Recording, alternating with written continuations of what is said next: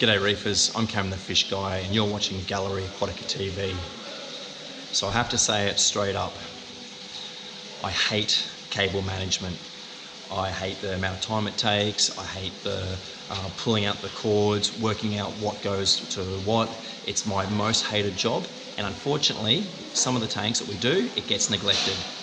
But today we're going to fix a tank which has some horrendous cable management, and we're going to show you some tips and tricks along the way.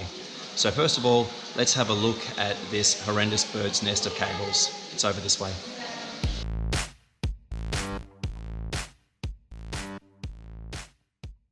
So this reef aquarium has been set up for 18 months. And for 18 months, we've been living with this mess of cables, and it's all up here above the tank.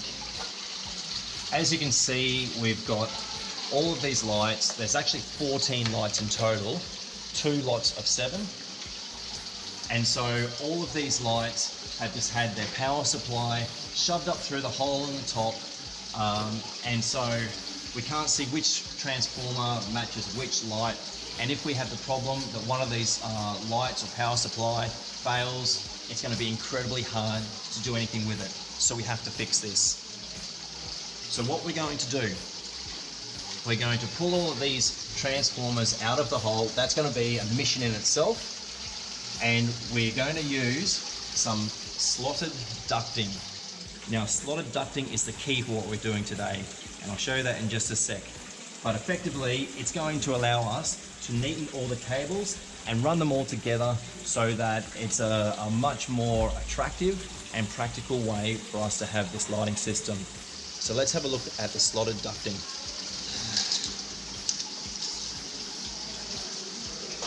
So this is it here.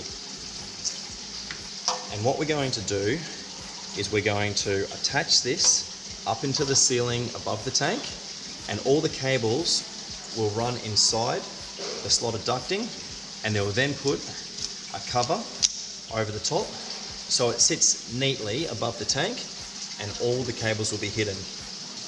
And then what we'll do is we'll run each of the cords from the light up to the slotted ducting, and we'll use a different type of concealing mechanism. It's another type of ducting basically to cover that as well. So our first job is going to be to pull all of these transformers out of that hole.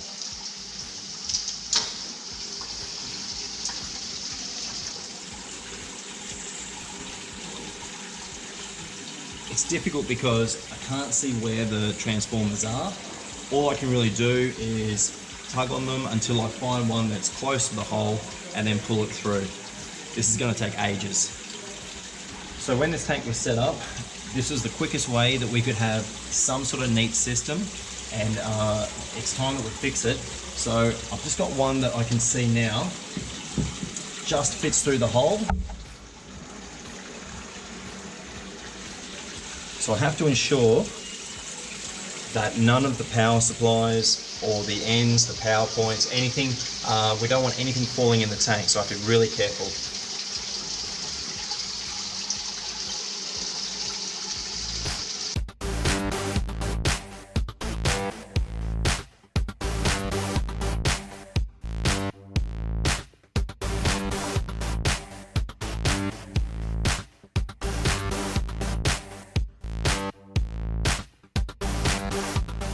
So we've put all of our cabling out of that hole in the ceiling, and now I'm going to measure the amount of the slotted ducting that I need.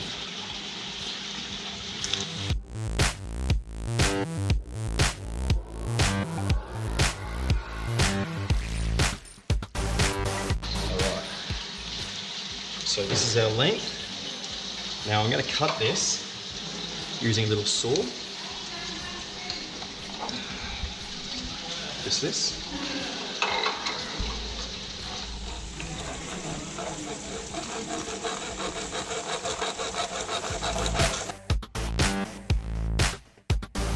So now I'm going to mark where we're going to put the screw holes.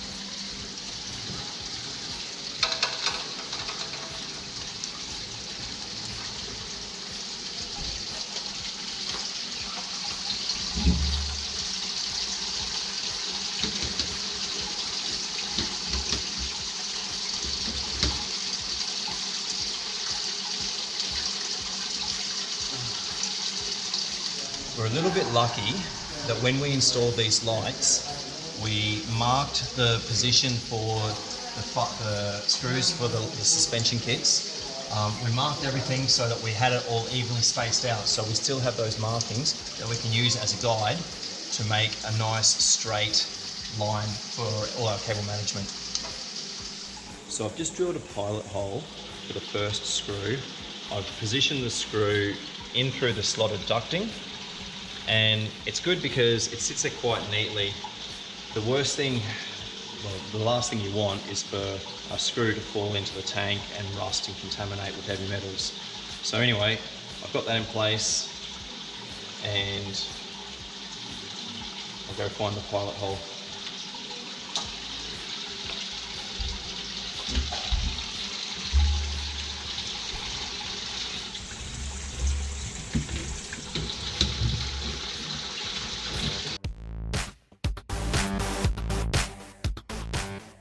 That's good. Now the second screw.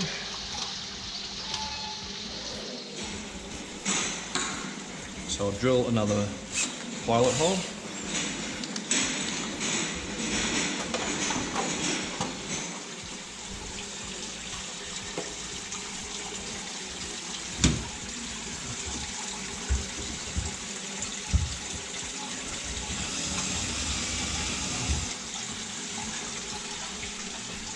So I can easily see that line that we've marked out previously, so it makes it very easy to know where to put the pilot hole so that we have it running perfectly straight. So we've cut the cover to match the length of the ducting, and what we're going to do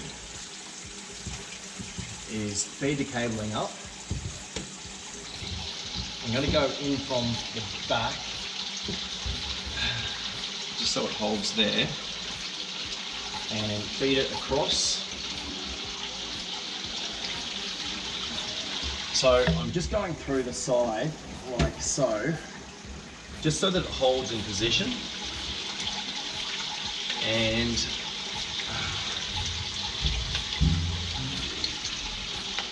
then I'll go right to the end like so.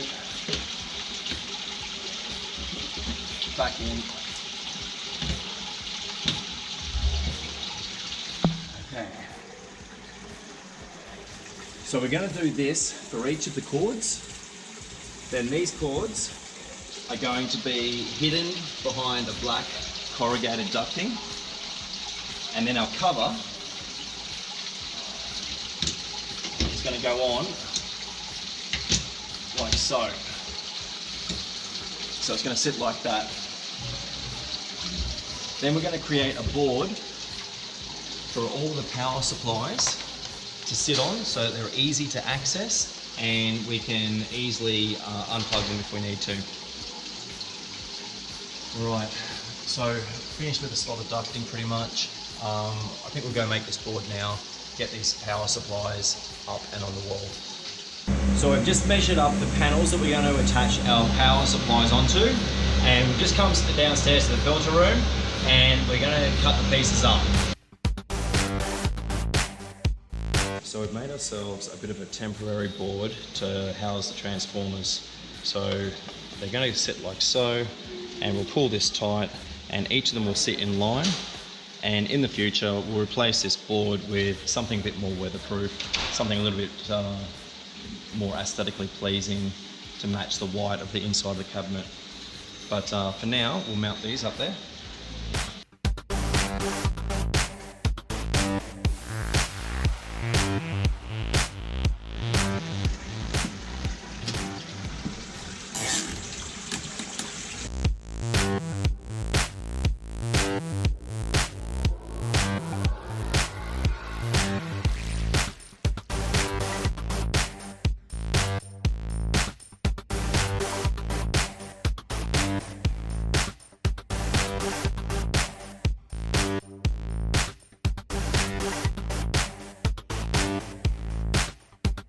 Okay, so we've made our board, and we've actually installed the first of the two boards for the power supplies. And so you can see it up here. We've even attached all of the power supplies with a zip tie, so 7. And we've also we've created a second hole, and we've fed all of the power cords through there just to remove some of the slack, and so nice and neatly into the power board.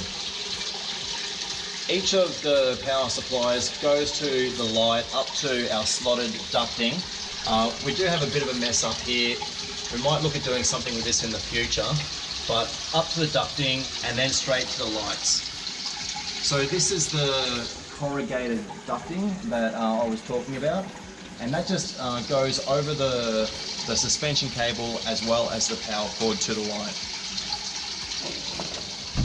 So that's pretty much it for cable management for this tank. We just have to do the other side, but you can see that this is a million times better than what we had previously on the other side, and it's a lot neater, it's easier to access. If we have any of these power supplies fail, now we can easily take them off and replace them. So it's much better. And I said it before, I absolutely hate cable management, and we've spent a number of hours to do this, but it is a job that unfortunately needs to be done. And now that it's done on this side, I can sit back and be happy that it's done. But anyway, it's one of those jobs I normally avoid. So that's it for today for this episode of Gallery Aquatica TV. Thanks for watching, and we'll bring you some more videos in the near future. Hopefully they won't be such a crappy job as cable management, but like I said, it's something that you have to do. So anyway, thanks for watching, and see you next time.